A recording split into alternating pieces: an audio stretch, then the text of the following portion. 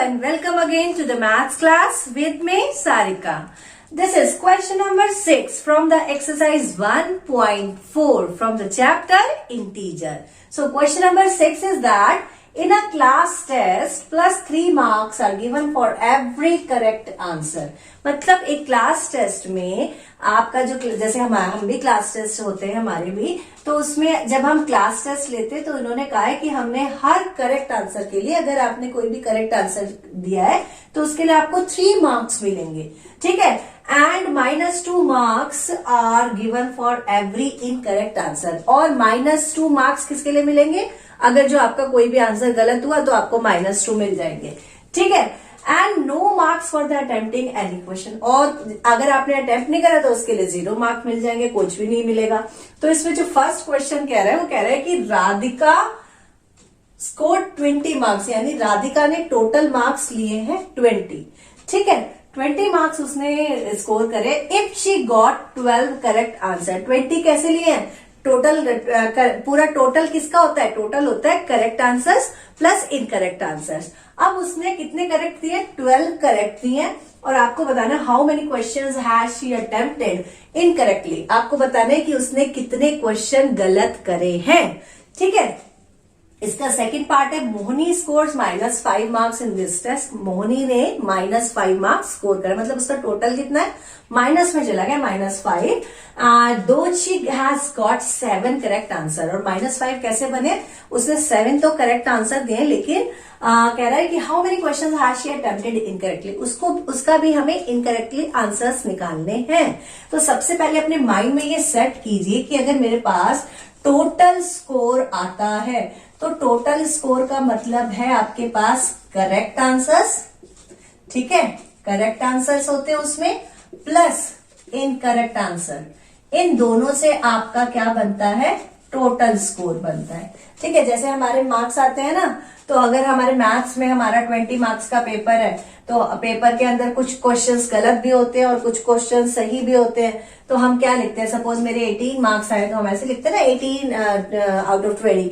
तो उसमें 18 क्या है? 18 में सही भी है और गलत भी है। हम क्या करते हैं, अगर हमारे पास ईच क्वेश्चन जो है हम 2 मार्क्स का देते हैं, या 10 क्वेश्चन है और मैं ईच क्वेश्चन आपको 2 मार्क्स का दे रही हूं, तो और मैंने उसके लिए करेक्ट के लिए 2 रखे और इनकरेक्ट के लिए 0 रखा है, ठीक है। तो ऐसे ही इन्होंने करेक्ट के लिए तो 3 रखे हैं, लेकिन इनकरेक्ट के लिए इन्होंने -2 रखे हैं, ठीक है। तो अब हमें निकालना है कि हमारा जो राधिका है, राधिका स्कोर 20 मार्क्स। 20 मार्क्स मतलब टोटल उसने 20 लिया है। तो यहां हम लिख लेते हैं राधिका स्कोर, यहां लिख लेते हैं टोटल मार्क्स, ठीक है। टोटल मार्क्स कितने आए उसके? टोटल मार्क्स आए उसके 20, ठीक। अब वो कह रहा है कि if she got 12 correct answer, number of correct answers लिख लेते हैं, नंबर ऑफ करेक्ट आंसर्स, ठीक है। कितने दिए उसने? 12 दिए। लेकिन ये क्या है? हमारे पास टोटल मार्क्स है, और ये क्या है? हमारे पास करेक्ट आंसर्स है। तो करेक्ट आंसर्स के लिए हम मार्क्स भी तो देख ले कि जो हमारे पास करेक्ट हुए उसके कितने मार्क्स बने, और every correct answer give 3 marks. तो correct for the correct answers, correct answer for the every correct answer, for the every correct लिखेंगे हम, for the every correct answer कितने देंगे हमें? हमें मिल रहा है +3, ठीक है। और for the every incorrect answer, incorrect के लिए भी हमें उसने बताया है, इनकरेक्ट आंसर अगर आते हैं तो -2 डिडक्ट कर देता है।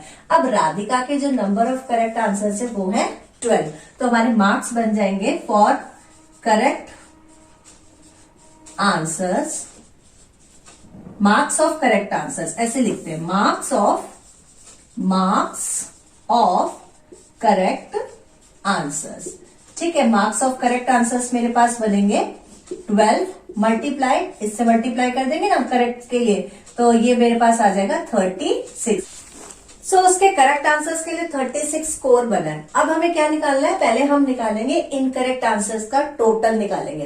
कितने इनकरेक्ट आंसर्स का टोटल निकला है। तो टोटल के लिए हमारे पास ये फॉर्मूला ही था, total score equal to correct answer plus incorrect answer. इसमें हम फिल कर देते हैं। तो total score equals to correct answers plus incorrect answers. ठीक है, तो ये मेरे पास आ जाएगा करेक्ट आंसर्स के लिए। मेरे पास टोटल स्कोर है मेरे पास 20, यहाँ पे मेरे पास 20 है। और अभी हमने करेक्ट आंसर्स का निकाला है टोटल, ये दिस इज 36। और इनकरेक्ट के लिए हम ले लेते हैं x, फाइंड आउट कर लेते हैं जो भी हमें आप लिखना है, जो भी हमें निकालना है, क्योंकि हमें पता नहीं है तो हम कुछ भी एज्यूम कर सकते हैं। आप इनकरेक्ट आंसर्स भी लिख सकते हैं। चलो हम इनकरेक्ट आंसर्स लिख लेते हैं, इनकरेक्ट आंसर्स, इनकरेक्ट आंसर। ठीक है, यहाँ स्कोर लिख देंगे ताकि हमें पता चले। अब हमें क्या करना है, अब हमें ट्रांसपोजिंग करनी है। तो इनकरेक्ट आंसर्स के लिए 36 को हम LHS की तरफ लेके आते हैं। तो ये मेरे पास आ जाता है 20 minus 36 for the incorrect answer.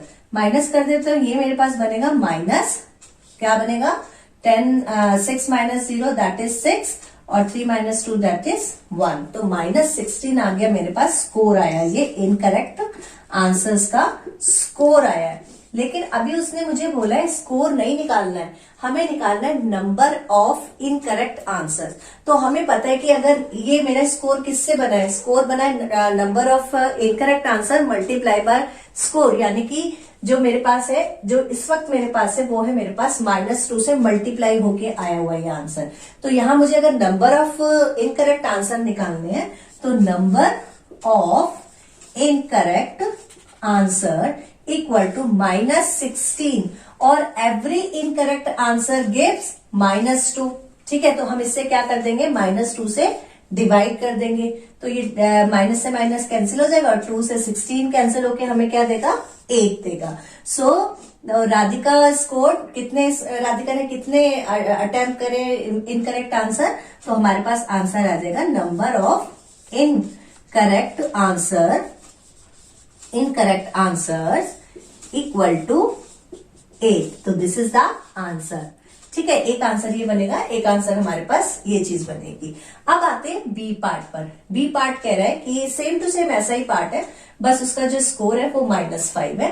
तो Mohini scores -5 marks in this test. Mohini ने -5 टोटल गेन करे हैं। तो हम इसको भी लिख लेते हैं, बी पार्ट जो हमारे पास है ये फॉर द राधिका, ये राधिका के लिए था।